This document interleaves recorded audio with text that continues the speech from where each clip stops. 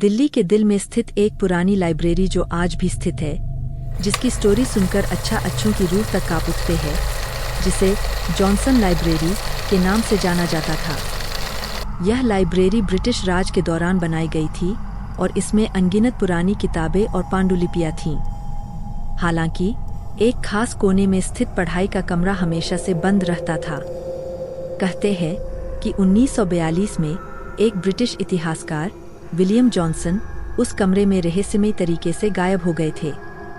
William, जो library का मालिक था, अपनी गुप्त शोध के दौरान अचानक लापता हो गया।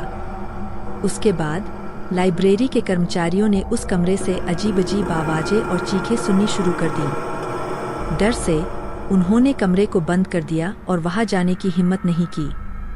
कई सालों बाद एक युवा रिसर्चर, नेहा, जो इन कहानियों पर विश्वास नहीं करती थी, ने इस लाइब्रेरी में शोध करने का निर्णय लिया। उसने लाइब्रेरी के इतिहास के बारे में जानने के लिए उस बंद कमरे को खोलने की ठानी। लाइब्रेरी के कर्मचारियों ने उसे मना किया, लेकिन नेहा ने जिद नहीं छोड़ी। एक दिन नेहा ने चुपके से कमरे का ताला तोड़ा और अंदर चली गई। कमरा धूल और मकड़ी के जालों से भरा हुआ था। उसने कमरे की पुरानी किताबों और दस्तावेजों को खंगालना शुरू किया। अचानक उसे एक पुरानी डायरी मिली, जिसमें विलियम के आखिरी शोध के बारे में लिखा था। उसने पढ़ना शुरू किया और तभी उसे कमरे में एक ठंडी हवा का झोंका महसूस हुआ। कमरे की लाइट्स अचानक बुझ गईं और नेहा को एक परछाई दिखी, जो धीरे धीरे उसकी ओर बढ़ रही थी। नेहा का दिल तेजी से धड़कने लगा।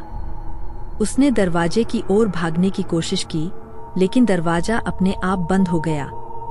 परछाई नेहा के सामने आकर रुक गई और उसने विलियम की आवाज में कहा, तुम्हें यहाँ नहीं होना चाहिए।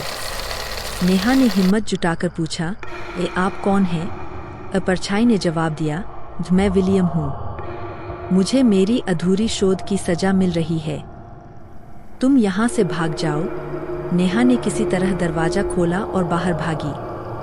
अगले दिन नेहा ने उस डायरी को लाइब्रेरी के प्रमुख को सौंप दिया और अपनी शोध को अधूरा छोड़ दिया। उसने कभी उस लाइब्रेरी में कदम नहीं रखा। आज भी जॉनसन लाइब्रेरी का वह कमरा बंद है और लोग वहां जाने से डरते हैं। नेहा की कहानी ने उस रहस्य को और भी गहरा कर दिया है। लोग मानते हैं कि विलियम की आत्मा अब भी वहां भटकती है, अपनी अधूरी शोध की